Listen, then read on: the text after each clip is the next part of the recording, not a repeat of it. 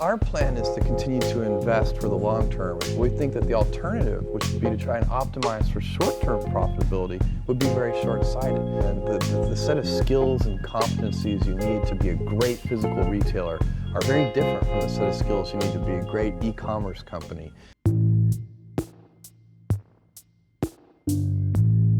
When you think back, now Amazon.com's been in existence for 5 years now, is that right? Okay. Yes. Now, before you quit your job on Wall Street, when did you have that light bulb moment when the big idea came to your mind that Amazon.com was the way to go? The wake-up call was a very startling fact. I discovered that web usage was growing at 2,300% a year.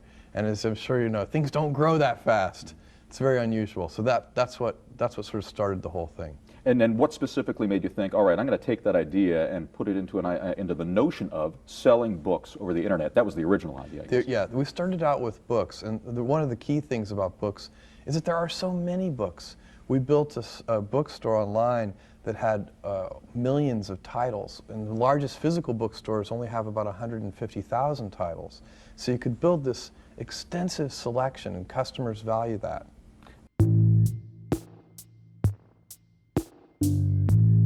Now, of course, the company is doing exceptionally well as far as Wall Street's concerned. At the same time, from a profitability standpoint, it is not making any money. It's still in the red. How long can you afford to do this? And I'm talking about plowing the money back into the enterprise in the expansion that you need to do as a new growing company.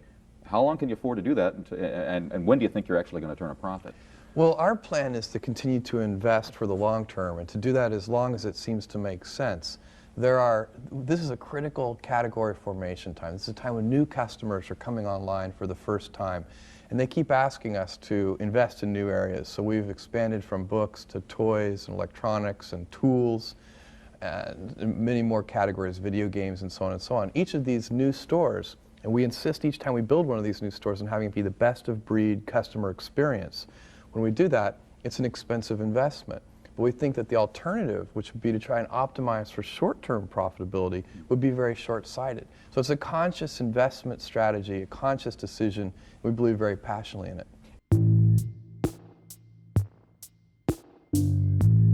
Is there any danger in trying to become all things to all people rather than saying this was our original focus and we need to stick closely to it? Well, we are very focused, but what we're very focused on is e-commerce and creating the best possible customer service, customer experience we can. The stuff we do, when we build technology, like we built our one-click shopping system, which people really like, that works just as well for toys as it does for books. Mm-hmm. At the same time, we have distribution centers which are highly mechanized and some of the most efficient distribution centers that can be built.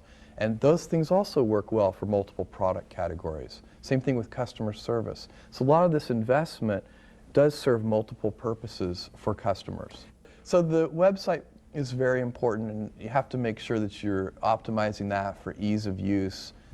We've spent a huge amount of effort making the website so that ordinary people can use it. Our customers aren't computer experts, but you can't forget about the back end, the customer service and the shipping and fulfillment.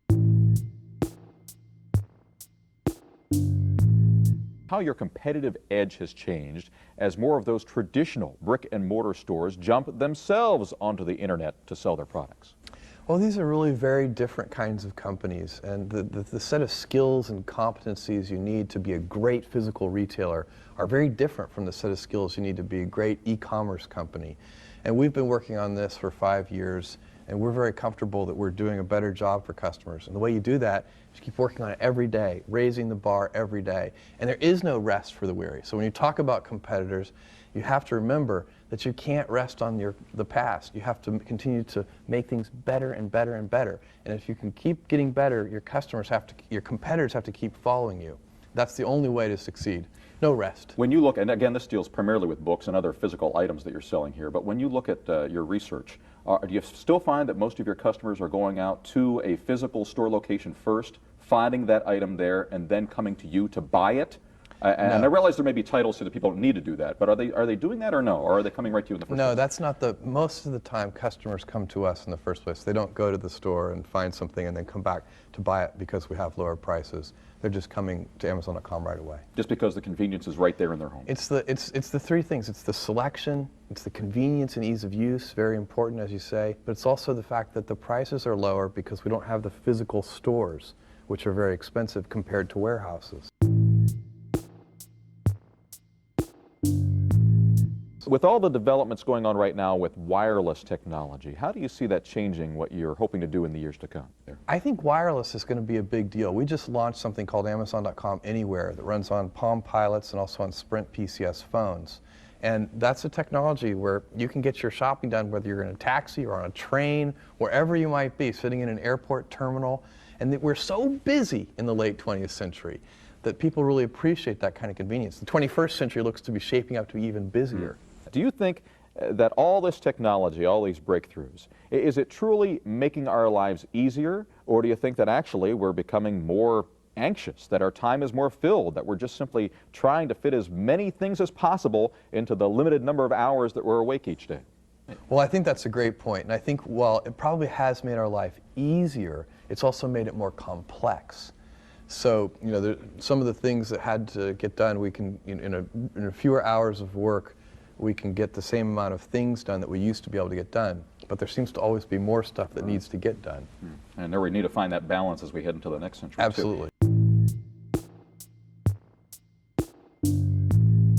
Back to the wireless technology. Do you ever see the point here? Of course, we have e-books out now. Yes. Some companies trying to work into that, where instead of selling, and I'm talking books again here, yes. or it could be music or whatever. Instead of doing that, you're becoming more of an internet broadcaster, so to speak, in terms of sending e-books through wireless technology that people are reading, or do you not see that being a venture that you'd like to get into? No, I think e-books is going to be a very big deal one day because it makes so much sense. The problem today is that the reading devices for electronic books aren't good enough. So it's not, you know, it's probably the generation before the generation that works well. But that will happen, and books will be distributed electronically, most books, and it'll be a good thing. You'll be sitting there with your PDA or whatever it Yeah. is, your cell phone. I guess everything will come together there, of course, but and sitting there reading a book. The display, it turns out that paper is just a great display device, and what we need is computer display devices that are as good as paper.